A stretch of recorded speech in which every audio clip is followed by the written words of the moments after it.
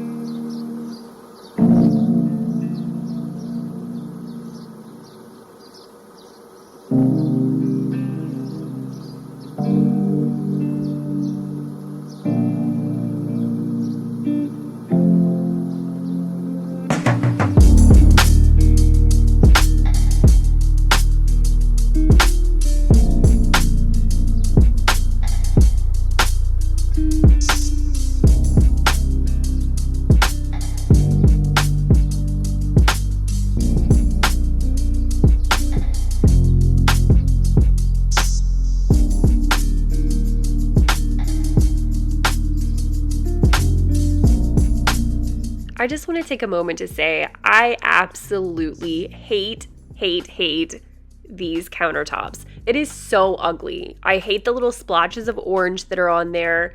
I just don't know who decided that this was a good idea at any point in the world. Like, why?